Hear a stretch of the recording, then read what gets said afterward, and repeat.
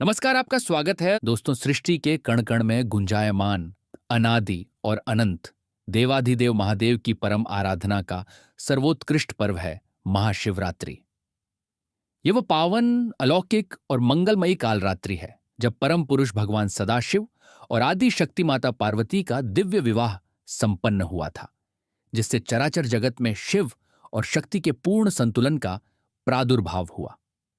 महाशिवरात्रि के इस परम पुनीत अवसर पर भगवान शिव की महिमा और व्याध मृग की इस मोक्षदायिनी कथा के श्रवण का महात्म्य अत्यंत गूढ़, फलदायी और पापनाशक है।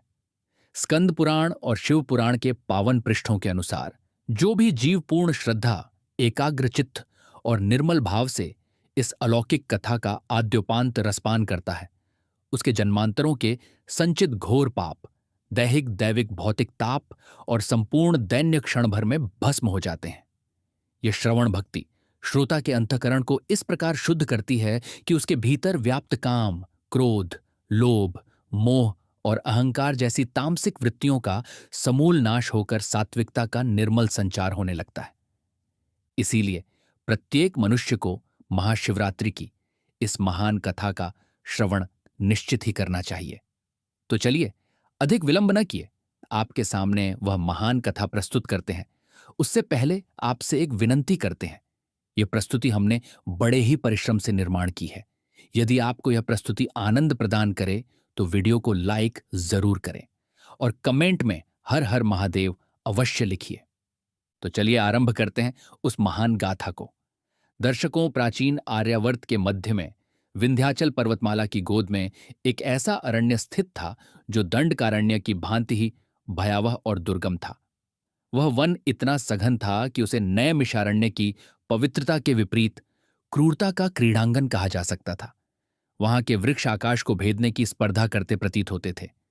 साल, तमाल, अर्जुन और हिंताल के विशालकाय वृक्षों ने सूर्य की किरणों के लिए पृथ्वी का मार्ग अवरुद्ध कर रखा था। उस वन में अंधकार दिन में भी अपना डेरा जमाए रहता था। वहां की वायु में हिंस्र पशुओं की गंध मिश्रित थी। कहीं सिंहों की गर्जना से दिशाएं कंपित हो रही थीं, तो कहीं मद्दांध हाथियों के चिंघाड़ने से पर्वत की कंदराएं गूंज रही थीं। सूखी पत्तियों के चरमराने की ध्वनि भी वहां मृत्यु के आगमन का संकेत देती थी।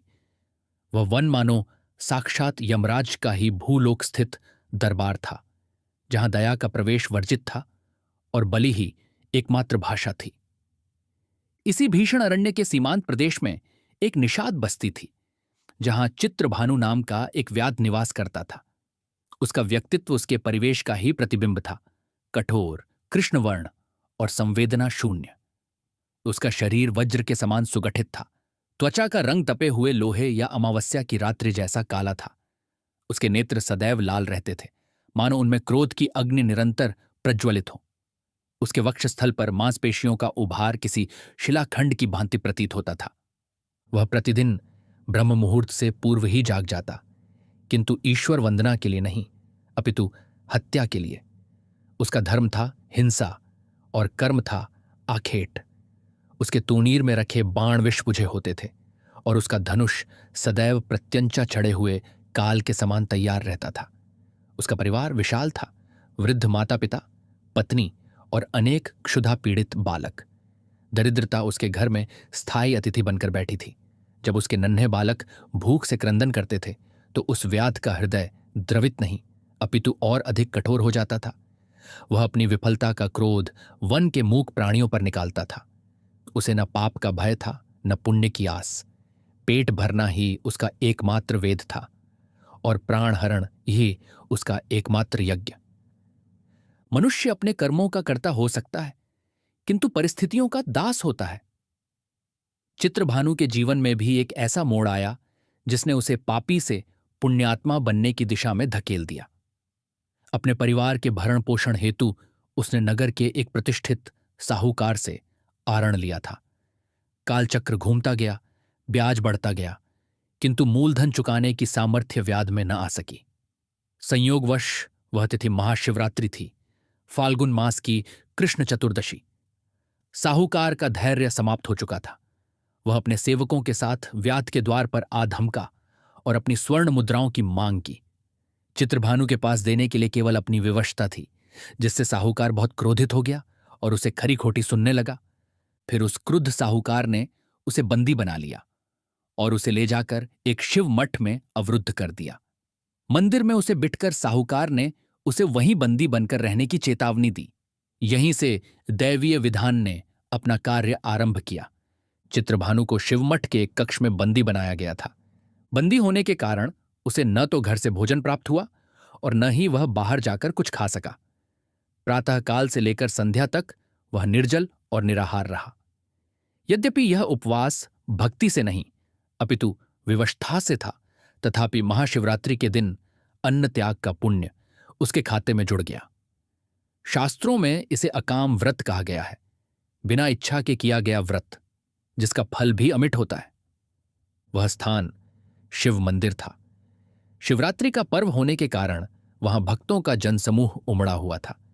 मंदिर के गर्भगृह से ओम नमः शिवाय का निरंतर घोष हो रहा था। ये पवित्र मंत्र ध्वनियां न चाहते हुए भी चित्रभानु के कानों में प्रवेश कर रही थीं।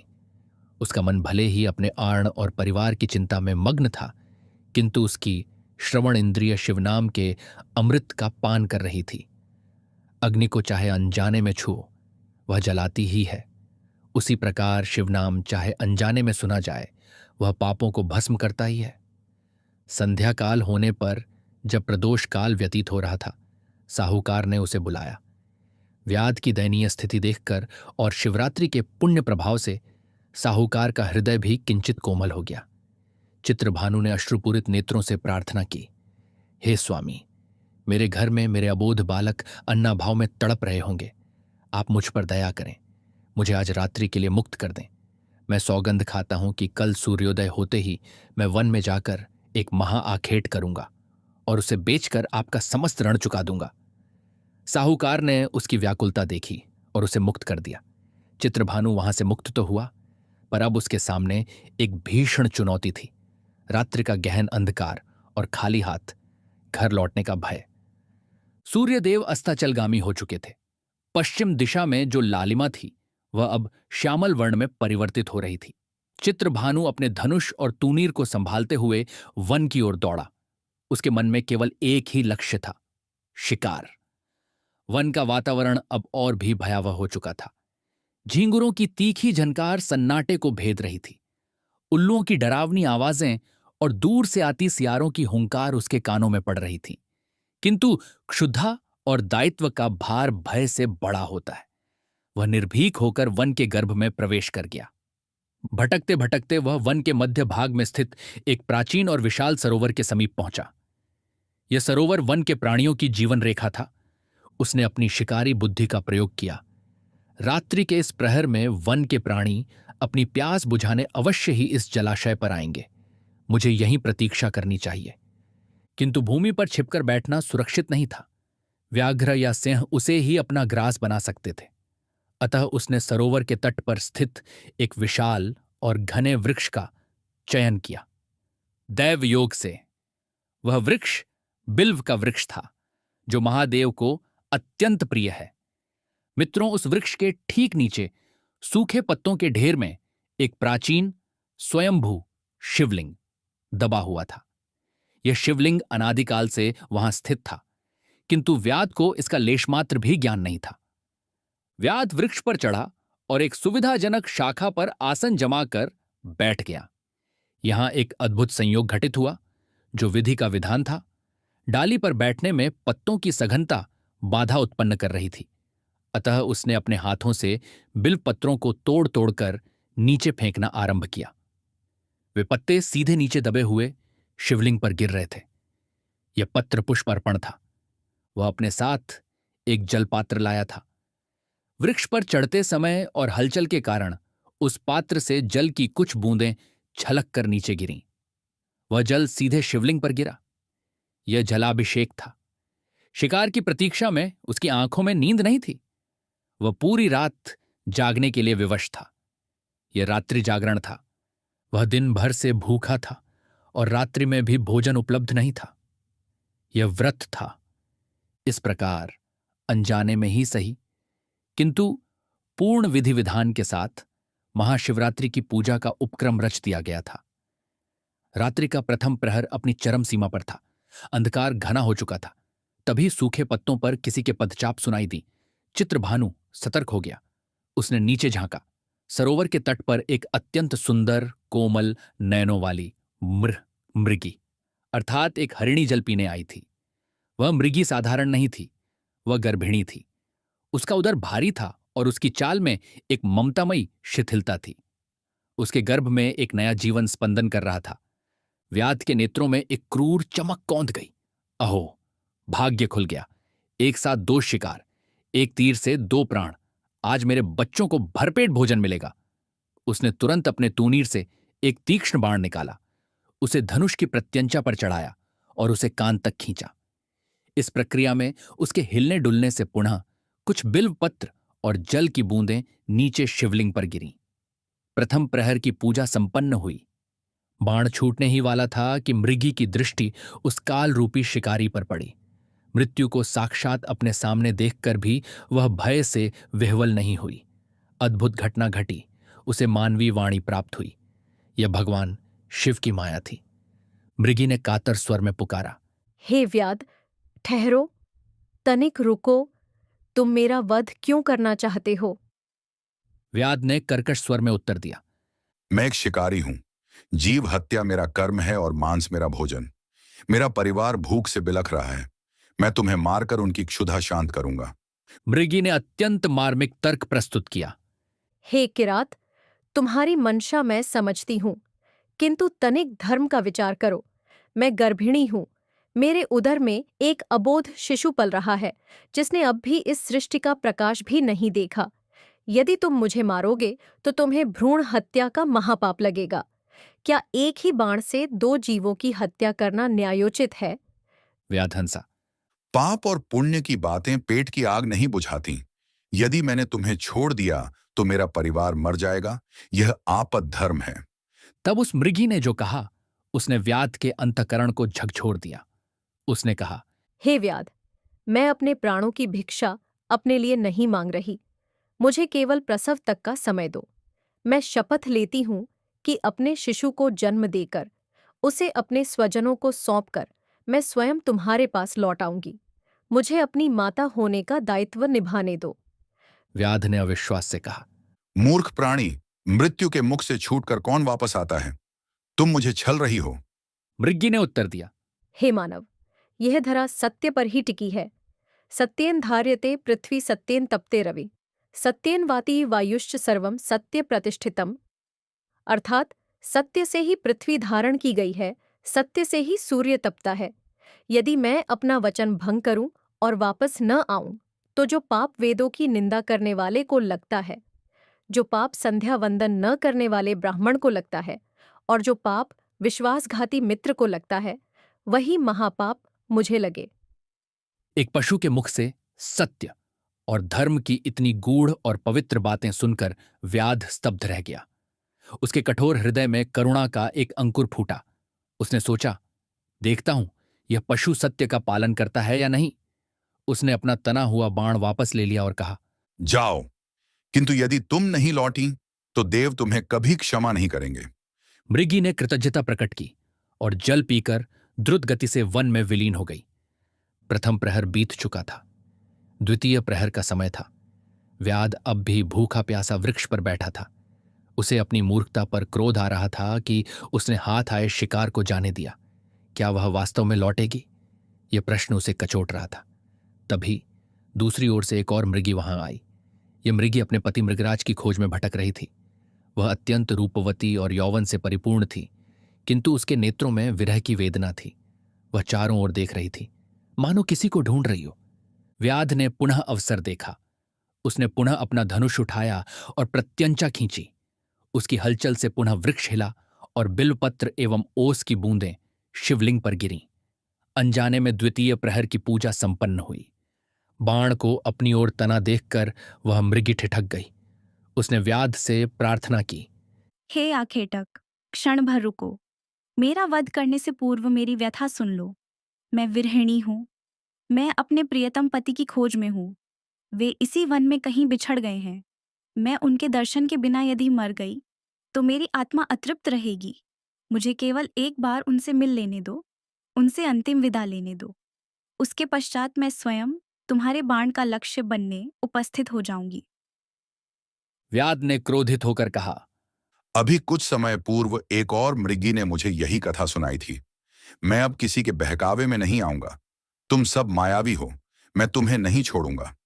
तब उस वृहणी मृगी ने जो शपथ ली वह भारतीय संस्कृति के पातिव्रत्य धर्म का उद्घोष थी। उसने कहा, हे भद्र, स्त्री के लिए उसका पति ही परमेश्वर होता है। यदि मैं असत्य बोलूं और लौट कर ना आऊं तो जो पाप अपने पति को धोखा देने वाली स्त्री को लगता है, जो पाप गुरु पत्नी पर कुदृष्टि डालने वाले को लगता है, और जो पाप धर्म विमुख होने पर लगता है, वही पाप मुझे लगे। उसकी वाणी में ऐसा ओज और दर्द था कि व्याध का मन पुनः विचलित हो गया। क्या पशुओं में भी इतना प्रेम और समर्पण होता है? यह प्रश्न उसके मन को मथने लगा। उसने भारी मन से उसे भी जाने दिया। अब रात्रि का तीसरा प्रहर चल रहा था। यह महानिशा का समय था। वन में सन्नाटा और गहरा हो गया था। व्याध की भूख अब वेदना बन चुकी थी। उसके धैर्य का बांध टूटने को था। तभी वहां एक तीसरी मृगी अपने छोटे छोटे छौणों के साथ आई। वे नन्हे मृग शावक अपनी मां के चारों ओर उछल कूद कर रहे थे। मां उन्हें स्नेह से चाट रही थी, उन्हें दुलार रही थी। यह दृश्य वात्सल्य रस का साक्षात उदाहरण था। व्याध ने सोचा, अब तो चूकना नहीं है। एक साथ इतने शिकार, भोजन का प्रबंध तो हो ही जाएगा। यदि मां को मार दिया तो बच्चे भी पकड़े जाएंगे। उसने पुनः बाण चढ़ाया। पुनः बिल्व पत्र और जल शिवलिंग पर गिरे। तृतीय प्रहर की पूजा भी संपन्न हो गई। उस मृगी ने व्याध को देखा और अपने बच्चों को अपने शरीर की ओट में छिपा लिया। उसने कातर स्वर में कहा, हे शिकारी, तुम मुझे मारना चाहते हो, सहर्ष मारो, किंतु तनिक इन अबोध बालकों की ओर देखो। ये अब भी मेरी ही दुग्ध धारा पर जीवित है। इनका अब भी कोई सहारा नहीं है। यदि मैं मर गई तो ये अनाथ हो जाएंगे और भूख से तड़प कर मर जाएंगे। क्या तुम्हें दया नहीं आती? व्याध ने झुंझला कर कहा, दया? और मेरे बच्चे? वे भी तो मेरी प्रतीक्षा में भूख से मर रहे हैं। मैं क्या करूं? मैं अपने बच्चों के प्राण बचाने के लिए तुम्हें मार रहा हूं। मृगी ने अत्यंत मार्मिक उत्तर दिया, मैं एक माता हूं, इसलिए तुम्हारी पीड़ा समझती हूं। मैं अपने प्राणों का मोह नहीं करती। मुझे केवल इतना समय दो कि मैं इन बच्चों को इनके पिता या अपनी बहनों के संरक्षण में सौंप आऊं। एक बार ये सुरक्षित हो जाए, मैं तुरंत लौट आऊंगी। यह एक मां का वचन है। व्याध का हृदय अब पूरी तरह द्वंद्व युद्ध का मैदान बन चुका था। एक ओर उसकी क्षुधा और क्रूर वृत्ति थी, दूसरी ओर इन मूक पशुओं का त्याग और सत्य। उसने पूछा, तुम वापस नहीं आई तो?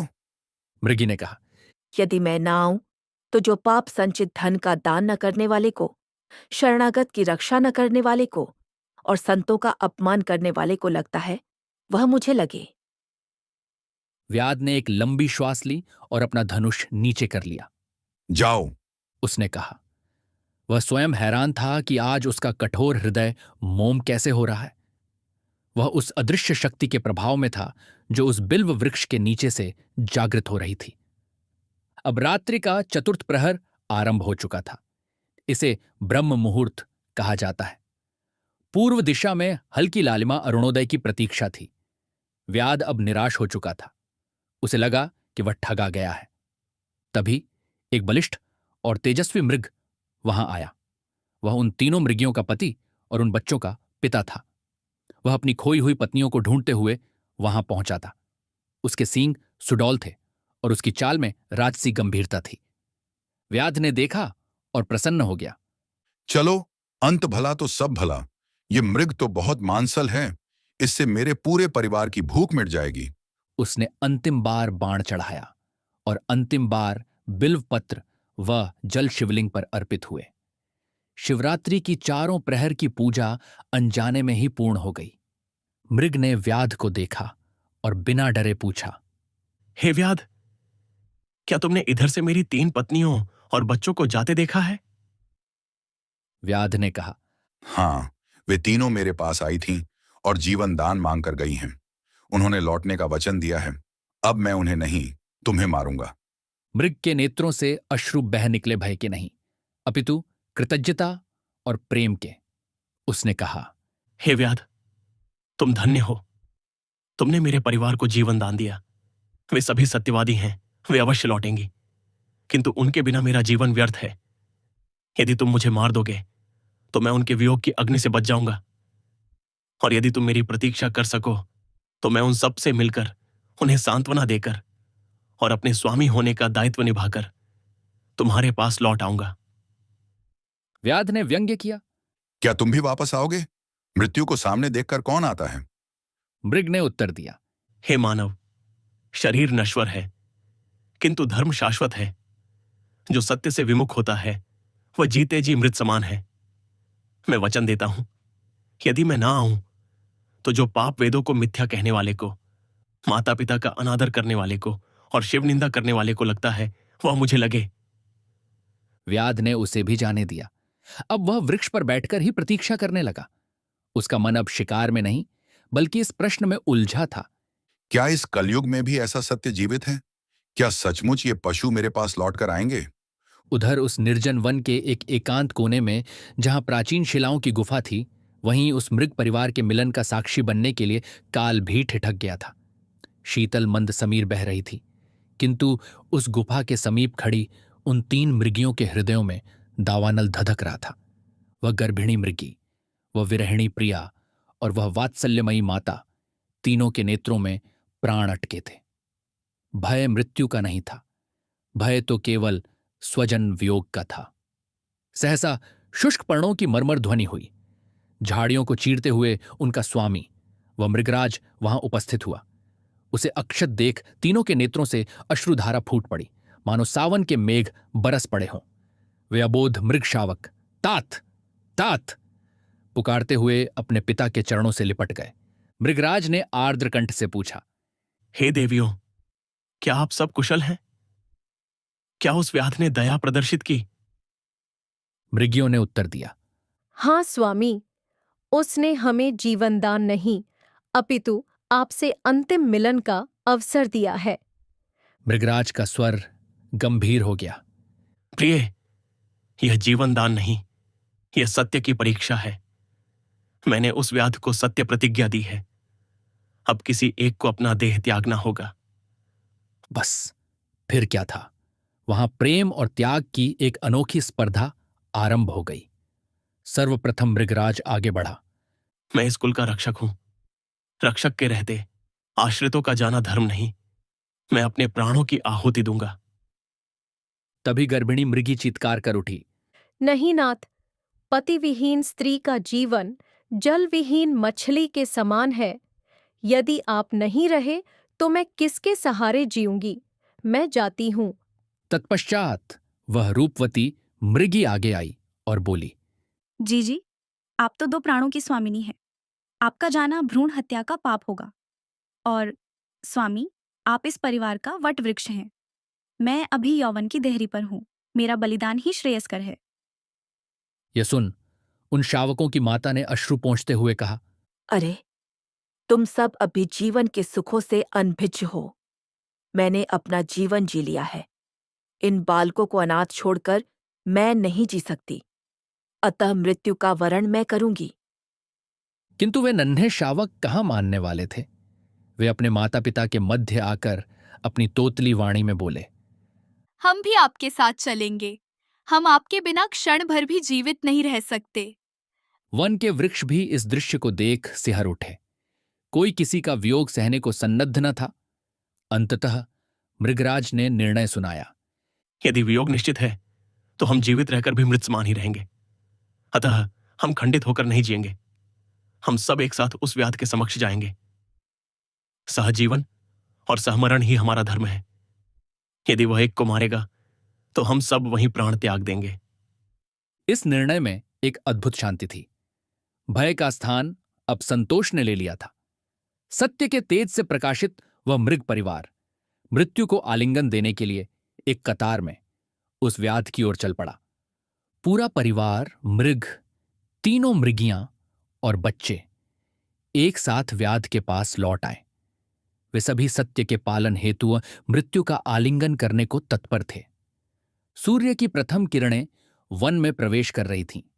चित्रभानु धीरे से वृक्ष से नीचे उतरने लगा। नीचे उतरने पर उसने देखा कि वह पूरा मृग परिवार कतारबद्ध होकर उसके सामने खड़ा है। मृग ने कहा, हे व्याध, हम अपना वचन निभाकर लौट आए हैं। अब तुम हमारा शिकार करो और अपनी भूख मिटाओ। पहली मृगी बोली, पहले मुझे मारो। दूसरी बोली, नहीं नहीं, हे व्याध, तुम पहले मुझे मारो। ये दृश्य देखकर चित्रभानु के हाथ से धनुष बाण छूटकर गिर गए। वह ठगा सा रह गया।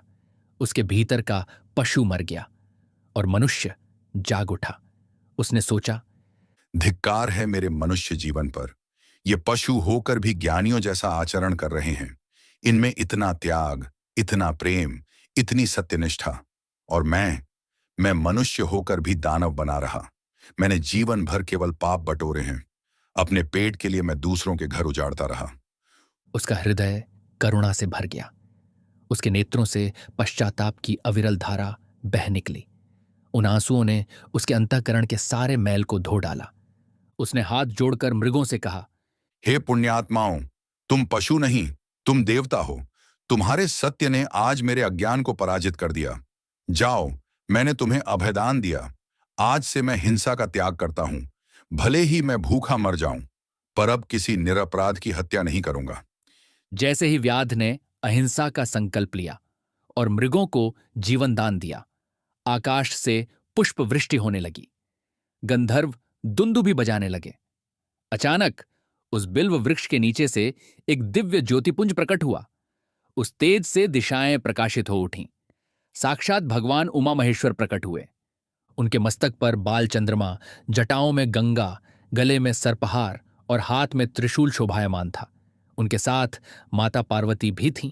उनका स्वरूप कोटि सूर्यों के समान तेजस्वी और कोटि चंद्रमाओं के समान शीतल था। व्याध भय और आश्चर्य से कांपते हुए चरणों में गिर पड़ा। भगवान शिव ने मधुर वाणी में कहा, उठो वत्स, मैं तुम्हारी अनजाने में की गई पूजा, रात्रि जागरण और उपवास से अत्यंत प्रसन्न हूं। उससे भी अधिक मैं तुम्हारी दया से प्रसन्न हूं। तुमने मेरे भक्तों पर दया दिखाई है। दया ही धर्म का मूल है। शिवजी ने उसे वरदान दिया, तुम्हारे सारे पाप भस्म हो गए हैं। इस जन्म के अंत में तुम मेरे लोक को प्राप्त करोगे और अगले जन्म में तुम श्रृंगवेरपुर के राजा निषादराज गुह बनोगे। उस जन्म में साक्षात भगवान विष्णु राम के रूप में अवतार लेंगे और तुम उनके मित्र बनोगे। तुम्हारी कीर्ति युगों युगों तक गाई जाएगी। मृगों को भी भगवान ने दिव्य देह प्रदान की और उन्हें आकाश में मृगशिरा नक्षत्र के रूप में स्थान दिया, जो आज भी शिवरात्रि की कथा का साक्षी बनकर चमकता है। श्रोताओं, यह कथा हमें सिखाती है कि भगवान शिव भाव के भूखे हैं। चित्रभानु व्याध न वेद जानता था न मंत्र। उसने तो अनजाने में संयोगवश शिवरात्रि का पालन किया, किंतु जब उसके हृदय में करुणा जगी, जब उसने सत्य का सम्मान किया, तो शिवजी दौड़े चले आए। आज महाशिवरात्रि की इस पावन रात्रि पर हम भी संकल्प लें अपने मन से द्वेष, क्रोध और हिंसा का त्याग करने का। हम सत्य के मार्ग पर चलें और प्राणियों पर दया करें। यही सच्ची शिव पूजा है। जो मनुष्य श्रद्धा और भक्ति के साथ इस व्याध और मृग की कथा का श्रवण या पठन करता है, वह समस्त पापों से मुक्त होकर अंत में शिवलोक को प्राप्त करता है। दर्शकों, आशा है आपको यह कथा पसंद आई होगी। वीडियो अच्छा लगा तो लाइक जरूर करें और कमेंट में हर हर महादेव अवश्य लिखें। साथ ही चैनल को सब्सक्राइब करना न भूलें। नमः पार्वती पतये हर हर महादेव डा।